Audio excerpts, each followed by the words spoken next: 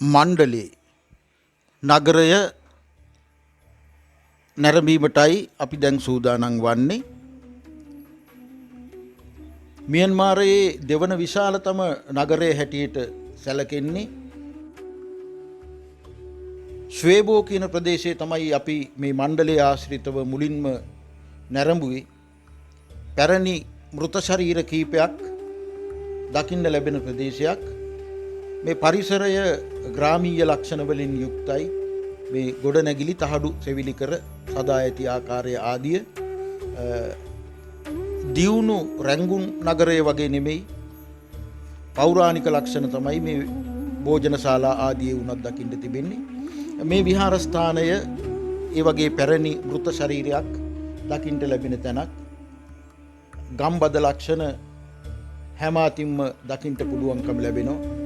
පෞරාණික ශිල්ප දැනුම ආශ්‍රිතව නිර්මාණය කළ බුද්ධ ප්‍රතිමා ආදී ඇති මේ ස්ථානයේ මේ දකින්න ලැබෙන වසර 7ක් පමණ පැරණි කියලා සඳහන් වෙන මෘත ශරීරයක් භාවනා කිරීම ආදී කටයුතු වලදී නිමිත්තක් හැටියට භාවිත කරන බවයි විහාරවාසී ආමුදුරන් වහන්සේලා සමග කතා බහ කිරීමේදී අපිට දැක ගන්නට පුළුවන්කම ලැබුණේ.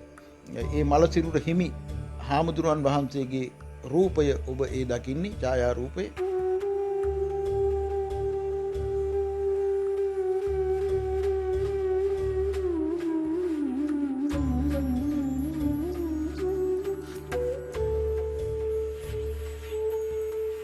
මේ විහාරස්ථාන බුරුමයේ ඇතැම් විහාරස්ථාන මෙන් සුකෝපභෝගී විහාරස්ථාන නෙමෙයි. බොහොම දුප්පත් හාමුදුරන් වහන්සේලා බොහොම දුකසේ වැඩ වාසය කරන ආකාරයයි දකින්න ලැබෙන්නේ. ආවරණ සකස් කරලා තියෙන ආකාරයේ ගෘහ භාණ්ඩ ආදී ඔබේ අවධානයට ලක් වෙනවා. ඔබට දකින්න ලැබෙන්නේ මේ පෙරහැර කටයුතු වලදී පාවිච්චි කරන උපකරණයක්. මේ විහාරස්ථානයේ ඒ මෘත ශරීරයේ නැරඹීමෙන් අනතුරුව අපි ඊළඟට තවත් ඒ වගේ වසර 70ක් පමණ පැරණිය කියලා කියන මෘත ශරීරයක් තැන්පත් කර තිබෙන ස්ථානයක් නරඹන්නට ගියා. බෝධීන් වහන්සේ නමක් එහෙම ඔබට දකින්න ලැබුණා පහුගිය දර්ශනයේදී. මේ අලංකාර මණ්ඩපයේ තමයි අර මෘත ශරීරය තැන්පත් කර තිබෙන්නේ. වීදුරු වලින් ආවරණය කරලා තිබෙන නිසා ඡායා රූපයක් ලබා ගැනීම ටිකක් අමාරුයි. ඇත්තටම අපි මේ බුරුමයේදී චාරිකාවේදී අප කළ කී දේ මේ වීඩියෝ මගින් ඡායාරූප මගින් දක්වන්නට අපි අදහස් කරන්නේ නැහැ. බුරුමයට පය තබන්නට වාසනාව නොලැබූ අය උදෙසා ඒ බුරුමයේ ස්වභාවය මදක් ප්‍රදර්ශනය කිරීමයි අපේ බලාපොරොත්තුව. අපි ලංකාවේ ඈත පළාතකදී දකින ආකාරයේ වෙළඳ පොළවල් ගම්බද පරිසරයන් මේ සියඹලා ගස් ආදී ඊටාම සුන්දරයි. ඇත්තටම ලංකාවේම කොටසක අපි ඉන්නවා කියන හැඟීමයි මේ ප්‍රදේශයේ චාරිකා කිරීමේදී අපිට ඇතිවන්නේ. ඊට පස්සේ අපි ගියා මේ සගායින් කියන ප්‍රදේශයේ කඳුකර ප්‍රදේශයක්. ඊටාම උස් ප්‍රදේශයක්. ඒ උස් කඳු මුදුන් වල හැම කඳු මුදුනකම යම්කිසි ආගමික ගොඩනැගිල්ලක් නිර්මාණය කරලා තියෙනවා පේනවා. සුදු පාටින් වෙන්න පුළුවන්, රන් පැහැයෙන් වෙන්න පුළුවන්. ඒ ප්‍රදේශයේ මේ ආපනශාලා ආදී වුණත් ග්‍රාමීය ලක්ෂණ වලින් යුක්තයි. සුකෝපභෝගී ලක්ෂණ දකින්න ලැබෙන්නේ නැහැ. නමුත් බොහොම සුහද කාර්ය මණ්ඩලයක සහාය අපිට ලබා ගන්නට පුළුවන්කම ලැබෙනවා. අපි ගමන් කරන සාමාන්‍ය වාහන මේ සගායෙන් කඳු ප්‍රදේශයට යන්න පුළුවන් කමක් නැහැ. ඒ නිසා විශේෂ ඒ අය බුරුමයෙන්ම සැපයන වාහන ලබාගෙන අපි ඒ කඳු මුදුනේ විහාරස්ථාන නරඹන්න කළ ගමනේ ඡායාරූප තමයි ඔබට දැන් දකින්න පුළුවන්. බුදු පිළිම විශාල සංඛ්‍යාවක් හිත් පහදවන ආකාරයෙන් තැන්පත්ව ඇති නිර්මාණය වී ඇති ස්ථානයක්. අවු රශ්මියෙන් ඊටම අලංකාර තත්වයට පත් වෙලා තියෙනවා. ඔබ දකිනවා දේව රූප කිසිවක් දකින්න පුළුවන් කමක් නැහැ මේ විහාරස්ථානවල. බුද්ධ රූපේම පමණයි ඔවුන් නිර්මාණය කර තිබෙන ආකාරය පෙනෙන්නේ. ඒ කඳු මුදුනේ ඉඳලා වටපිටාව බැලුවාන් පස්සේ පුදුමාකාර සිත් පැහැදීමක් ඇති වෙනවා. සාමාන්‍ය පරිසරයේ වුණත් ඒවායේ විහාරස්ථාන ආදී ගොඩනගා ඇති ආකාරයේ වුණත් ඇති කරවන්නේ ඊටාම පහන් හැඟීමක්. බෞද්ධ ජනතාව බුරුමයේ මොනතරම් කැපවීමකින් ඒ කටයුතු කරනවාද කියන එක තහවුරු කරන ලක්ෂණ තමයි බැලූ හැම අතේම දකින්න පුළුවන්කම ලැබෙන්නේ. කුඩා දරුවන් හාමුදුරුවන් වහන්සේලාගේ ආශිර්වාදයට ලක් කරන්න ඔවුන් දක්වන්නේ පුදුමාකාර කැමැත්තක්. ඒ වගේම හාමුදුරුවන් වහන්සේලා සමග එකට සිට ඡායාරූපයක් ලබා ගන්නට අවස්ථාවක් ලැබුණොත් ඔවුන් එය තාම වාසනාවන්ත වාසිදායක අවස්ථාවක් හැටියට සැලකනවා. අපිට කීප අවස්ථාවකදීම ඒ වගේ අත්දැකීම් වලට මුහුණ දෙන්නට සිද්ධ වුණා. අපේ හාමුදුරුවන් වහන්සේලා ලව්වා තමුන්ගේ කුඩා දරුවන්ට ආශිර්වාද කරවා ගන්නට. මේ ඔබ දකින්නේ එවන් දර්ශනයක්. මේ පිරිස කොතරම් ශ්‍රද්ධාවන්තව හැසිරෙනවාද කියන එක බලන්න. ඒ ඇත්තන්ගේ වෙළඳාම් කටයුතු වලදී වුණත් හාමුදුරුවන් වහන්සේලාට දක්වන්නේ පුදුමාකාර සැලකිල්ලක්. කොතරම් ගෞරවනීය විදිහටද මේ ස්ථානයේදී වුණත් මේ හාමුදුරුවන් වහන්සේට යමක් අලෙවි කරන්නට සූදානම් වන්නේ. ඒ වගේ විශේෂ පිරිසක් තමයි අපිට බුරුමයේදීත් විශේෂයෙන් මේ සගායන් ප්‍රදේශයේදීත් දකින්න පුළුවන්කම ලැබෙන්නේ. බලන්න මේ විහාරස්ථානයේ බිත්ති සකස් කරලා තියෙන විදිහ. හරිම ලස්සන ආකාරයකට ඒ බිත්ති සකස් කරලා තියෙනවා. වීදුරු ආදී භාවිත කරලා අවට පරිසරයත් හරි ලස්සනයි. මේ ඔබ දකින පිළිමය හිමි ස්වාමින් වහන්සේගේ මල සිරුර තමයි දැන් අපි මේ දකින්නේ. මේ අවුරුදු 700ක් පරණයි කියලා සඳහන් වෙනවා. ඇත්තටම දුටුවාමත් එතරම් පැරණි කියන හැඟීම අපිට ඇති කරගන්න පුළුවන්. භාවනා නිමිත්තක් හැටියට පාවිච්චි කරන බවයි දැනගන්න පුළුවන් වුණේ. භික්ෂුණීන් වහන්සේලා දහස් ගණනක් භාවනානුයෝගීවත් එහෙම නැතුවත් වැඩ වාසය කරන මේ සගායන් ප්‍රදේශයේ සංචාරය නිම කිරීමෙන් පසුව අපි ඊළඟට මණ්ඩලේ නගරයේ විශේෂ ස්ථානයක් වන මහා මුනි විහාරස්ථානය කියන ස්ථානයටයි ගමන් කරන්නේ. මහා මුනි විහාරස්ථානයේ බුරුමයේ පූජනීය ස්ථාන ප්‍රධාන 3 අතරින් එකක් ස්වේදගෝන් විහාරය, චේතියෝ විහාරය සහ මහා මුනි විහාරය කියන ස්ථාන තමයි බුරුමයේ ප්‍රධාන පූජනීය ස්ථාන හැටියට සැලකන්නේ. මේ ස්ථානයේ තන්පත් කර තිබෙන සුවිශේෂ බුද්ධ ප්‍රතිමාව අසලට ලංවීමට අවසර ලැබෙන්නේ පුරුෂ පක්ෂයට පමණයි. කාන්තාවන්ට ඒ අවස්ථාව ලැබෙන්නේ නැහැ. ඒ පිළිමයේ රත්රන් ආලේප කිරීම බුරුම වැසියන් කාලයක් තිස්සේ කරගෙන ඇවිදින්න තියෙනවා. ඒ නිසා යම්කිසි ප්‍රමාණයකට ඒ ප්‍රතිමාවේ හැඩය වෙනස් වෙලා තියෙනවා. මේ ඔබ දකින්නේ පුංචි හාමුදුරන් වහන්සේලා තුන්නමක්. ඒ තෙනමගේම මව් තමයි අර පසෙකින් ඉන්නේ. ඔබ දකින ඈතින් ඔබ දකිනවා මහා මුනි බුද්ධ ප්‍රතිමාව. කාන්තාවන්ට ලං වෙන්න පුළුවන්කම ලැබිලා තින්නේ අර ඔබ දුටු ස්ථානයට පමණයි. පුරුෂ පක්ෂය රත්රන් ආලේප කිරීම ආදී සඳහා පිළිම වහන්සේ සමීපයටම යන්නට අවසර ලබා තිබෙනවා. ආමුදුරුවන් වහන්සේලා ගිහි පිරිමි අය බොහොම ශ්‍රද්ධාවෙන් රත්රන් ආලේප කරලා ඒ ප්‍රතිමා වහන්සේ තව තවත් වටිනා ප්‍රතිමා වහන්සේ නමක් බවට පත් කරන්න උත්සාහ කරන බවයි පෙනෙන්නේ. තමුන්ගේ ප්‍රාර්ථනාවන් නිෂ්ඨ කරගන්නට හැකියාව ඇති ස්ථානයක් හැටියට සලකලා පුද පූජාවන් සිද්ධ කරන බුරුම කාන්තාවෝ විශේෂයෙන් මේ ස්ථානයේදී ඉතා අලංකාර බුරුම ජන ජීවිතේ නිරූපණය වන වෙළඳපොළක් ඒ මහා මුනි විහාරය ආශ්‍රිතව තිබෙනවා. ඔවුන්ගේ දේශීය නිර්මාණ, අත්කම් නිර්මාණ, සමරු භාණ්ඩ මේ ආදී දේවල් හුඟක් විශාල ප්‍රමාණයක් අතරින් තමුන් කැමති විදිහට තෝරා බේරා ගන්න ඇඳුම් පැළඳුම් ආදී දේ පුළුවන්කම තියෙන ස්ථානයක් තමයි මේ මහා මුනි විහාරස්ථානයේ අසල තිබෙන වෙළඳපොළ. ඉතින් අපි මේ ස්ථානය නරඹලා මහා මුනි බුද්ධ ප්‍රතිමා වහන්සේ වැඩ වාසය කරන ස්ථානයෙන් පස්සේ අපි ඊළඟට ගමන් කරන්නේ ඊටාම සුවිශේෂ ස්ථානයකට මහා ගන්ධායන් කියන අපේ සිත් බොහොම පහන් කළ සුවිශේෂ විහාරස්ථානයේ නරඹන්න. මේ ස්ථානයේ භික්ෂුන් වහන්සේලා දහසකට වැඩි ප්‍රමාණයක් වැඩ වාසය කරන ස්ථානයක්. ඒ වගේම උන්වහන්සේලා දහවල් දාණය සඳහා පිණ්ඩපාතයේ වැඩම කිරීම පුදුමාකාර පහන් හැඟීමක් ඇති කරවන අපේ සිත් සතුටට පත් කරන අවස්ථාවක් ඇටියට සලකන්න පුළුවන්. මේ අපි කළ මේ 2019 අවුරුද්දේ දෙසැම්බර් මාසයේ කරපු මේ චාරිකාවේදී අපිට ලැබුණා විශේෂ ස්ථානයක් ලංකාවේ කණ්ඩායමට. ඔවුන්ට අවස්ථාව ලබා දුන්නා ඒ පිණ්ඩපාතයේ පූජා කරන පිරිසේ ප්‍රධාන ස්ථානයේ සිටමින් හාමුදුරුවන් වහන්සේලාගේ පාත්‍රවලට දන් බෙදීමේ අවස්ථාව ලබා දුන්නේ ශ්‍රී ලාංකික කණ්ඩායමට. හාමුදුරුවන් වහන්සේලා පිණ්ඩපාතයේ වැඩම කරවන තුරු අපේ ජනතාව මාර්ගයේ දෙපසට වී බොහොම ඕනකමින් බලාගෙන ඉන්නවා. පූජා කිරීම සඳහා වූ නොයෙක් පූජා ද්‍රව්‍යයන් තම අත්වල තබාගෙන හාමුදුරුවන් වහන්සේලා මේ දැන් වැඩම කරાવી කියන බලාපොරොත්තුවෙන් යුක්තව අපේ ජනතාව බලාගෙන ඉන්නවා. ලංකාවාසී බෞද්ධයන් විතරක් නෙවෙයි වියට්නාමය, චීනය, තායිලන්තය ආදී සමීප රටවල් වලින් වගේම දුර ඈත රටවල් වලින් පැමිණිච්ච පිරිස් මේ ස්ථානයේ දකින්න පුළුවන්කම ලැබෙනවා.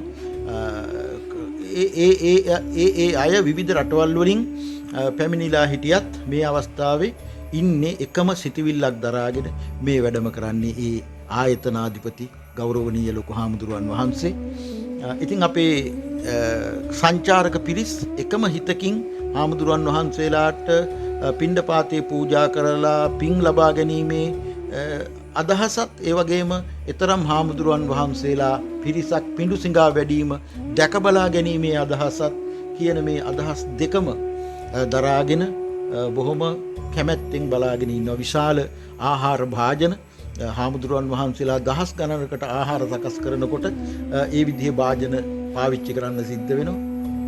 අපේ කණ්ඩායම ලංකාවේ කණ්ඩායම ඉදිරියෙන්ම සිටමින් හාමුදුරුවන් වහන්සේලාට දන් බෙදීමට සූදානමින් සිටින හැටියක් තමයි පෙනෙන්නේ. අනෙක් රටවල් වලින් පැමිණි අය මග දෙපසට වී අපේ හාමුදුරුවන් වහන්සේලා පිඬුසිඟා වඩින්නට පිඬුසිඟා වැඩම කරවන තුරු ඒගොල්ලෝ බලාපොරොත්තු වෙමින් සිටිනවා. කොතෙක් විස්තර කළත් මා හිතනවා දෙනෙතින් දකින්නේ නැතුව මේ අවස්ථාව හරියටම තේරුම් ගන්නට අපිට පුළුවන්කමක් ලැබෙන්නේ නැහැ. හාමුදුරුවන් වහන්සේලා විශාල ප්‍රමාණයක් ඊටාම සංසුන්ව වගේම බොහොම සංවරව වැඩම කරවීම ඊටාම අපූර්ව දර්ශනයක්. ඒ වගේ මේ හාමුදුරුවන් වහන්සේලා විවිධ වයස් ප්‍රමාණවල වැඩිපුරම වැඩ වාසය කරන්නේ තරුණ වයසේ හාමුදුරුවන් වහන්සේලා, ලාබාල හාමුදුරුවන් වහන්සේලාත් වැඩ ඉන්නවා. උන්වහන්සේලාගේ බොහොම සුන්දර දැකුමක් තමයි අපිට දකින්න පුළුවන්කම ලැබෙන්නේ. අපේ හාමුදුරුවන් වහන්සේලාත් උන්වහන්සේලාට දන් පිළිගැන්වීම සඳහා අවශ්‍ය මඟ පෙන්වීම කරමින් ඒ ආසන්නයේම වැඩ සිටින හැටි ඔබ දුටුවා. උපදෙස් ආදිය ලබා දෙමින් මඟ පෙන්වීම සිද්ධ කරමින් අපේ හාමුදුරුවන් වහන්සේලා ඊටාම දීර්ඝ පෙළක් හැටියට සකස් වෙලා පේලි දෙකක් ඇත්තටම පාර දෙපැත්තේ වැඩම කරවනවා. දෙපැත්තේම සිටින බෞද්ධ ජනතාවට තමුන් කැමති දෙයක් පූජා කිරීමට, කැපසරුප් දෙයක් පූජා කිරීමට අවස්ථාව සලසා දෙමින් උන්වහන්සේලා වැඩම කරනවා. මේ ඔබ දකින්නේ දන් වළඳන අවස්ථාවේ දර්ශන. හාමුදුරුවන් වහන්සේලා දහස් ගණනක් විශාල ශාලා කීපයක මේ සුදු පැහැයෙන් සැරසී සිටින්නේ මා හිතනවා අනාගතයේ පැවිදි වීමට සූදානමින් සිටින අයය කියලා. මේ හාමුදුරුවන් වහන්සේලා 19ක් පමණ විශාල ශාලා කීපයක දන් වළඳන ආකාරය දකින්න ලැබීම දුර්ලභ අවස්ථාවක්. ඒ වගේම හිතේ විවිධ ආකාර හැඟීම් ඇති කරන අවස්ථාවක් මා විශ්වාස කරනවා ජීවිතයේදී ලබා ගන්න පුළුවන් වෙච්ච ඊටාම වටිනා අවස්ථාවක් කියලා මේ මහා ගන්ධායන විහාරස්ථානයේ මේ සුවිශේෂ සිද්ධිය දැක බලා ගන්නට පුළුවන්කම ලැබීම. නායක හාමුදුරුවන් වහන්සේ දන් වැළඳීම, ඒ වගේම විහාරවාසී භික්ෂූන් වහන්සේලා සංචාරකයන්ට සංග්‍රහ කිරීම, මේ ආදී දේවල් දැක බලා ගන්න අපිට පුළුවන්කම ලැබුණා. අපිට මෙතෙන්දී දකින්න ලැබිච්ච තවත් විශේෂ සිද්ධියක් තමයි චීන කාන්තාව. ඒගොල්ලෝ විශේෂ කැමැත්තක් දක්වනවා ලාංකික හෝ බුරුම හෝ භික්ෂුන් වහන්සේලා සමග ඡායාරූපවලට පෙනී සිටින්න. ඔවුන් අපෙන් ඉල්ලා සිටිනවා එහෙම ඡායාරූපයකට ඔවුන් සමග පෙනී සිටින ලෙස. ඒ වගේම අපට කැමරාවක් ලබා දීලා ඔවුන්ගේ ඡායාරූපයක් හාමුදුරන් වහන්සේලා සමග ලබා ගන්නට ඒගොල්ලෝ ඉඩකඩ සලස්වා ගන්නවා. ඒ වගේ අවස්ථා කීපයක් මම හිතනවා දැන් ඔබට දකින්නට ලැබෙනවා. විවිධ රටවල් වල මිනිසුන්ගේ විවිධ හැඟීම් අත්දකින්නට පුළුවන්කම ලැබීමත් මා හිතනවා මේ ගමනේදී අපි ලබාගත් ආශිර්වාදාත්මක අවස්ථාවක් කියලා සඳහන් කරන්න ඕන. දැන් ඔබට පුළුවන් හාමුදුරුවන් වහන්සේලා පිණ්ඩපාතය සඳහා වැඩම කරන ආකාරය වගේම උන්වහන්සේලාට පිණ්ඩපාතය පිළිගැන්වීම සඳහා අපේ ජනතාව කටයුතු කරන ආකාරය වීඩියෝ දර්ශන මගින් නරඹන්න. ඇත්තටම අප එහෙම හොඳ මට්ටමේ වීඩියෝ දර්ශන ලබා ගන්න පුළුවන් තරමේ ශිල්පීය දැනුමක් ඇති අය නෙවෙයි. එහෙත් මා උත්සාහ කළේ හැම විටම අපි මහා ගන්ධායන් වලදී ලබාගත් සුවිශේෂී අත්දැකීමෙන් ස්වල්පයක්වත් ඔබට දායාද කරන්නට මේ දර්ශන වලින් පුළුවන් වේය කියලා මා විශ්වාස කරනවා.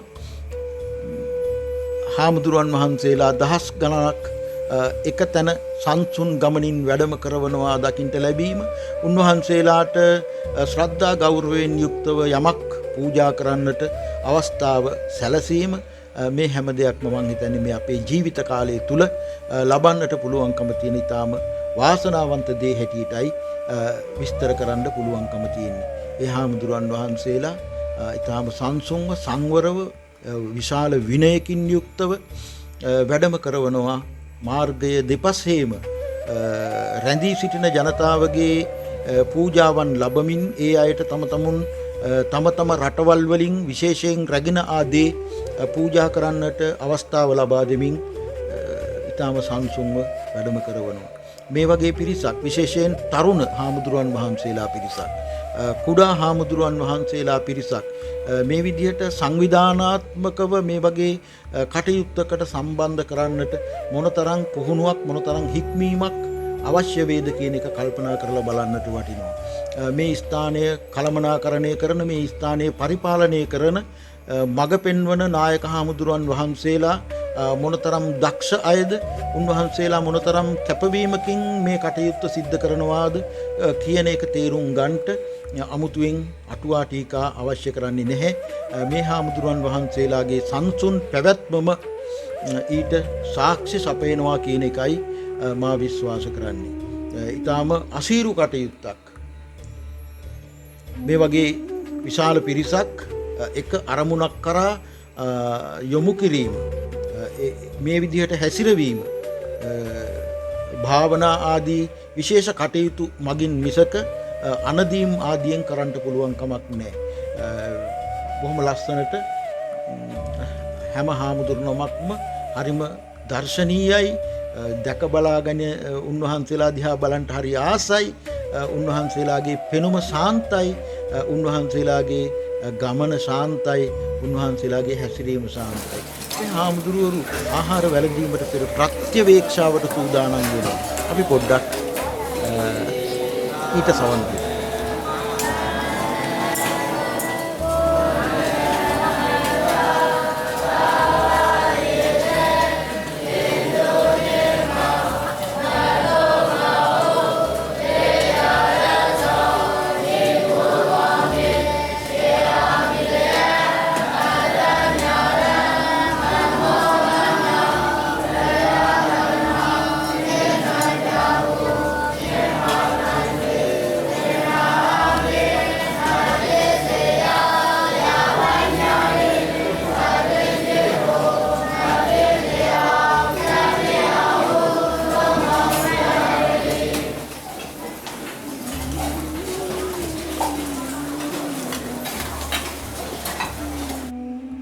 මණ්ඩලේ නගරයේ මහමුනි විහාරස්ථානය, ඉන්පසුව මහා ගන්ධායන් විහාරස්ථානයේ නැරඹීමෙන් පසු අපි ඊළඟට ඌබීන් පාලම තේක්ක ලී වලින් නිෂ්පාදනය කර ඇති පාලම නැරඹීමට යනවා.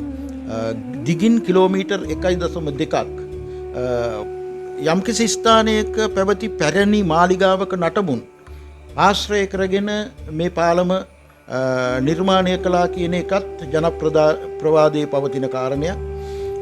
බුරුම තේක් එහෙම නැත්නම් රැංගුන් තේක් කියන ඒවා මම හිතන්නේ ලංකාවේ ජනතාවට අමතක වෙච්ච જાතියක් නෙමෙයි. බොහෝ කාලයක් ලංකාවේ ඉහළ වටිනාකමක් ඇති දැව වර්ගයක් හැටියට සැලකුණා. බුරුමේ බොහෝ තැන්වල මේ තේක්ක ලීයෙන් කරපු කැටයම්, පාලම්, ගොඩනැගිලි වගේම බුදු පිළිම පවා දකින්න පුළුවන්කම තියෙනවා. මේ ඒ වගේ පාලමක් මේ පසුපසින් දකින විල කාලයකට මේ පාලමේ මට්ටමටම පිරෙන බව සඳහන් වෙනවා. මේ දිනවල නම් වතුර බැස ගිහින් හිඳුණු විලක් තමයි අපිට දකින්න පුළුවන්කම ලැබෙන්නේ. සමහර අය මේ කිලෝමීටර් 1.2ක් වූ පාලමේ එහා කෙරවලටම ගමන් කරන්න උනන්දු වුණා. අපි ඒ පාලමෙන් කොටසක් පමණයි තරණය කළේ. පාලම වගේම ඒ පාලම ආශ්‍රිතව තියෙන වෙළඳපොළ, පාලම අවට වටපිටාව මේ හැම දෙයක්ම බොහොම සුන්දර අත්දැකීම් බවට පත්වෙච්ච බව අමුතුවෙන් කියන්න උවමනාවක් නැහැ. ඕනෑම පූජනීය ස්ථානයක් අසල පවතින වෙළඳපොළක් ඒ ප්‍රදේශයේ ජනතාවගේ ස්වභාවය, රටේ ජනතාවගේ ස්වභාවය යම්කිසි ප්‍රමාණයකින් නිරූපණය කරනවා. ඒ ඔවුන්ගේ අත්කම්, ඔවුන්ගේ දේශීය කර්මාන්ත, ඔවුන්ගේ රුචි අරුචිකම් ආදිය නිරූපණය වෙන ස්ථානයක් තමයි ඔවුන්ගේ වෙළඳපොළ කියලා කියන්නේ. සැලකිල්ලෙන් බැලුවොත් බොහොම ප්‍රයෝජනවත් දේ අපිට එයින් ඉගෙන ගන්න පුළුවන්. මේ ජේඩ් කියන විශේෂ ගල් වර්ගයක් ආශ්‍රිත ආභරණ නිපදවා වෙළඳාම් කරන තැනක් ලංකාව වගේමයි මේ පළතුරු වෙළඳපොළ. නමුත් සමහර තැන්වල ලංකාවේ අපට ආගන්තුක වූ දේ දකින්න පුළුවන්කම තියෙනවා. මේ සත්ව වර්ග ආශ්‍රිතව කරපු කක්කුට්ටන්, ඒ වගේම මේ මාළුන් ආදී විවිධ සතුන් ඇසුරු කරගෙන කරපු නිර්මාණ, ආහාර සැකසුම් ඒවා අපිට ඒ තරම්ම හුරු ඒවා නෙමෙයි.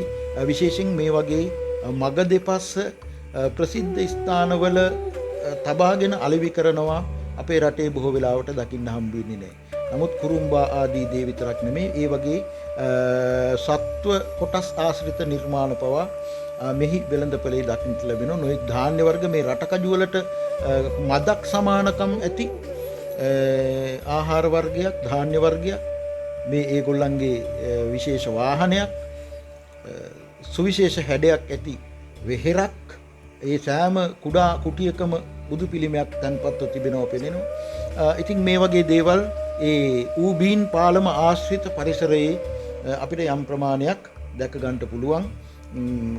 බොහොම ග්‍රාමීය ප්‍රදේශයක්, ගහකොළ වලින් යුක්තයි, සිසිලසින් යුක්තයි, බොහොම අලංකාර ගොඩනැගිලි ආදී දේ බලා ගන්නට පුළුවන්කම තියෙනවා. අපේ ඥාතීන් හිතවතුන් සඳහා යම් යම් සමරු භාණ්ඩ ලබා ගන්නට පුළුවන්කම තියෙන ඉතාම අපූර්ව වෙළඳ කුටි ඒ ප්‍රදේශයේ දැක බලා ගන්නට පුළුවන්කම තියෙනවා. ඉතින් මේ කියන සෑම දෙයක්ම අපිට ලබා දෙන්නේ අලුත්ම අලුත් අත්දැකීමක්. ලංකාවේදී අපිට දකින්නට නොලැබෙන, අහන්නට නොලැබෙන සුවිශේෂ දේ බොහොමයක් දැක බලා ගන්නට පුළුවන්කම තියෙන ප්‍රදේශයක් හැටියට මේ ඌබීන් පාලම ආශ්‍රිත, එහෙම නැත්නම් මේ තේක්ක පාලම ආශ්‍රිත ප්‍රදේශය පසු කරගෙන ඊළඟට අපි යන්නේ තවත් විශේෂ ස්ථානයකට. ඒ කියන්නේ මිංගුන් නගරයට, මිංගුන් ප්‍රදේශයට. ඉරවඩි ගංගාව තරණය කරලා පැය එකහමාරක පැයක පමණ බෝට්ටු ගමනකින් පස්සේ තමයි අපිට මිංගුන් නගරයට ලං වෙන්න පුළුවන්කම තියෙන්නේ. බුරුමයේ බොහෝ ප්‍රදේශ හරහා ගලා යන සුවිශේෂ ගංගාවක් ඉරවඩි ගංගාව.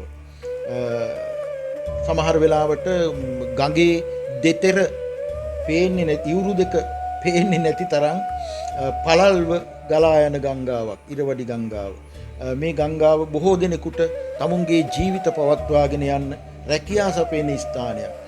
ඒ වගේම ඒ ඇත්තන්ගේ ජීවන අවශ්‍යතාවයන් බොහොමයක් සපුරා ගන්නට විශේෂයෙන් ගමනාගමන අවශ්‍යතාවය සපුරා ගන්නට බොහොම උපකාරී වෙන තැනක්. ඉතින් මේ ගංගාව හරහා තමයි මේ මින්ගුන් ප්‍රදේශය සඳහා අපි ගමන් කරන්නේ. මින්ගුන් ප්‍රදේශයේදී සුවිශේෂ විශේෂයෙන් ලෝකයේ විශාලතමය කියලා කියන චෛත්‍යයන් ගන්ඨාර ආදිය දකින්න පුළුවන්කම ලැබෙනවා. ඊටාම සුව පහසු. පෙනුම කෙසේ වෙතත් සුඛෝපභෝගී බෝට්ටුවක් කියලා කියන්න පුළුවන්. ගැස්සිලි පැද්දිලි නැති අනතුරුදායක බවක් නැති එහෙත් බොහොම වේගයෙන් ගමන් කරන බෝට්ටුවක් අපිට ගමන් කරන්න ලැබුණු බෝට්ටුව. ඒ බෝට්ටුවේ ගමන් කිරීමේදී බොහොම සතුටෙන් අපිට ගමන් කරන්න පුළුවන්කම ලැබුණා. වටා පිටාව නරඹමින් මේ ඒ බෝට්ටුව පදවන රියදුරා අපිත් එක්ක විහිළු කරමින් අපි කෙරෙහි බොහොම ගෞරවයෙන් යුක්තව ඔහේ කටයුත්ත කළා.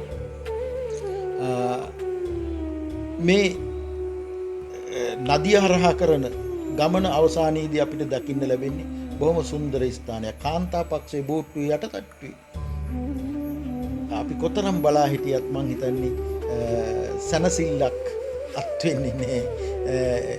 තෘප්තියක් ඇති වෙන්නේ නැහැ. කොයි පැත්ත බැලුවත් ඒ තරම්ම දර්ශනීය දේවල් තමයි මේ ගමනේදී අපිට දැක බලා ගන්න පුළුවන්කම ලැබුණේ.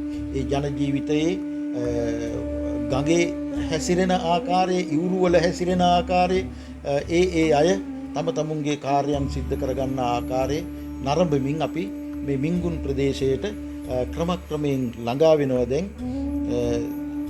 ඔබ දකින්නේ මේ මින්ගුන් ප්‍රදේශයට ආසන්න ජැටිය වරාය සුවිශේෂ වාහන ආදියත් මේ මින්ගුන් ප්‍රදේශයේ තිබෙනවා. ඉන්ධන ආදිය සපයා ගැනීම ටිකක් දුෂ්කරයි. මේ දකින්නේ සිංහ රූපයක්. මේ සිංහ රූපය ඔය දැන් ඔබ දකින මින්ගුන් චෛත්‍යය, අඩක් නිම කර තිබෙන මින්ගුන් චෛත්‍යය සම්පූර්ණයෙන් නිම වුණා නම් එයට පිවිසෙන දොරටුව හැටියට සකස් වෙන තැන තමයි අර සිංහ රූපය අපිට දකින්න පුළුවන්කම ලැබුණේ. මේ සුවිශාල චෛත්‍ය නිර්මාණය සිදු කරපු රජතුමා ඒ කටයුතු නිම වෙන්න පෙර මිය පරලෝකීය බව සඳහන් වෙනවා. ඔහුම නිර්මාණය කර වූ ලෝකයේ විශාලතම ගන්ඨාරය හැටියට සැලකෙන මින්ගුන් ගන්ඨාරයයි ඔබ මේ දකින්නේ. මෙය තවමත් මේ හඬවන්නට පුළුවන්කම තියෙන ගන්ඨාරය. අපේ ජනතාව, අපේ සංචාරක පිරිස මේ හඬවන්නට උත්සාහ කරනවා. බලාපොරොත්තු වෙන තරම් හදක්නම් මාහිතින්නේ නැතුනේ. ඒ සුවිශේෂ ගන්ඨාරය අසුකිරීමෙන් පසුව අපි මේ සුන්දර වටපිටාව ඔස්සේ ඊළඟට ගමන් කරන්නේ තවත් ඉතාම අලංකාර විහාර භූමියක් නරඹන්නට. කුඩා හාමුදුරුවන් වහන්සේලා විශාල ප්‍රමාණයක් අපිට දකින්න ලැබුණා. හාමුදුරුවන් වහන්සේලා හුඟක් ජීවත් වෙන ප්‍රදේශයක්. උන්වහන්සේලා බොහොම නිදහසේ, බොහොම හුරතලින් ජීවත් වෙන ආකාරයක් තමයි දකින්න ලැබෙන්නේ. මේ දකින්න ලැබෙන චෛත්‍යයත් ඊටාම විශේෂ චෛත්‍යයක්, විශේෂ හැඩයකින් යුක්තයි. වටේට විශේෂ රැලි ආකාරයේ මලු 7ක් දකින්න පුළුවන්කම ලැබෙනවා. අනෝතත්ත විල නිරූපණය කරන ස්ථානයක් හැටියටත් සමහර අයගේ මතයක් පවතිනවා. සුදු වර්ණයේ ආලේප කරලා තියෙන ඊටාම සිත්ගන්නාසුළු සුන්දර චෛත්‍යයක් තමයි මේ මින්ගුන් ප්‍රදේශයේ අවසාන නරඹුම් පළ හැටියට අපිට නරඹන්නට ඉඩහසර ලැබුණේ. ඉන්පසු අපි මණ්ඩලේ නගරයේ ආශ්‍රිත කුතෝඩෝ විහාරය නරඹනවා. කුතෝඩෝ විහාරයේ ලෝකයේ ලොකුම පොත හැටියටත් සැලකෙනවා. ත්‍රිපිටකය බුරුම භාෂාවෙන් ගල්පුවරු 729ක කැටයම් කරලා විශේෂිත චෛත්‍ය 729ක තැන්පත් කරලා තියෙන ස්ථානය තමයි මේ කුතෝඩෝ විහාරය කියලා කියන්නේ. ඇත්තරම පිටු 729ක පොතක් ඇත්තටම මීට ආසන්නව සඳමිනි විහාරය නමින් හැඳින්වෙන තවත් විහාරස්ථානයක් තිබෙනවා. එහිත් පිටු දහස් ගණනක එකතුවක් තියෙන බව අපිට දැනගන්න ලැබුණා. මේ සියල්ල එකතු කළාම ලෝකයේ විශාලම පොත හැටියට සැලකීමේ වරදක් ඇත්තේ නැහැ. පස්වෙනි සංගායනාවේදී විශාල වගකීමක් දරාපු විහාරස්ථානයක් හැටියටයි මේ කොතෝඩු විහාරස්ථානය බෞද්ධ ජනතාවගේ ගෞරවයට ලක්වන්නේ. මේ විශේෂ චෛත්‍යවල තැන්පත් කරලා තියෙන එක් පුවරුවක් ඔබ මේ දකින්නේ. මෙහි කුඩාවට සටහන්ව තිබෙන දේ මදක් විශාල කර දක්වනවා. දැන් බුරුම භාෂාවෙන් රචනා වෙලා තිබෙන ලියවී තිබෙන ත්‍රිපිටකයයි මේ කුඩා ඔබ දකින චෛත්‍යයන්හි තැන්පත්ව තිබෙන්නේ. එබඳු චෛත්‍ය විශාල ප්‍රමාණයක් ඔබට දකින්න පුළුවන්. චෛත්‍ය 729ක් මෙවැනි චෛත්‍ය ප්‍රමාණයක් එක තැන දකින්නට ලැබීම සුවිශේෂම දර්ශනයක්. අමරපුර විහාරේ ලංකාවේ බුද්ධ ශාසනය සම්බන්ධව කතා බහ කළත් විශේෂ ස්ථානයක් ගන්න ප්‍රදේශයක්. අමරපුර ප්‍රදේශය කලක් මා හිතනවා බුරුමයේ අගනුවර හැටියටත් පැවතිච්ච ප්‍රදේශයක්. මේ ඔබ දකින්නේ ඒ ස්ථානයට ළඟා වෙන විදුලි සෝපානයෙන් තමයි මේ ස්ථානයට ළඟා වෙන්න පුළුවන්කම තියෙන්නේ. ගමන් කරන විදුලියෙන් ගමන් කරන පඩිපෙළවල් එහෙමත් තියෙනවා. ඒ කැමැති ක්‍රමයක් පාවිච්චි කරන්න පුළුවන්. උදෑසන අවුරස්මිය පවතින වෙලාවක අපි මේ ස්ථානයට පැමිණියේ. ඒ නිසා අපිට හුඟක් සුන්දරව මේ ස්ථානය දැක බලා ගන්න පුළුවන්කම ලැබුණා. ඊටාම ඈත දර්ශන දැක ගන්න පුළුවන් ඒ කඳු මුදුනේ ඉඳලා තාම උස් ස්ථානයක්. අපේ බුරුම වාසීන්ගේ තවත් සුවිශේෂ චාරිත්‍රයක් අපිට දැක ගන්න පුළුවන්කම ලැබුණා. ඔවුන් බුද්ධ ප්‍රතිමාවන් පැනින් නහවන චාරිත්‍රයක් ඔවුන්ගේ දකින්න තිබෙනවා. අපේ ලාංකික බෞද්ධ ජනතාවත් ඊට එකතු වෙනවත් අපිට දකින්න පුළුවන්කම ලැබුණා. ඒ සඳහා අවශ්‍ය කරන පැන් භාජන, පැන් වක් කරන භාජන ආදිය බුදු පිළිම අසල තැන්පත් කරලා මේ අමරපුර විහාරයේදී විතරක් නෙමෙයි ස්වේදගෝන් විහාරස්ථානයේ වැනි තවත් ස්ථාන කීපයකදීම අපිට සුන්දර දර්ශනය දකින්න ලැබුණා. ඔබ දකින්නේ ජනතාව බුදු පිළිම පැනින් නහවන ඒ සුවිශේෂී අවස්ථාවයි. ඒ ඊටාම හාස්කම් ඇති වැඩක්. එහෙම නැත්නම් තමුන්ගේ බලාපොරොත්තු ඉෂ්ට කරගන්නට ඉඩකඩ ලැබෙන අවස්ථාවක් හැටියට පිළිගැනීමක් තියෙනවා. ඒ චාරිත්‍රයත් නරඹමින් අපි මේ කඳු මුදුනේ ඉඳලා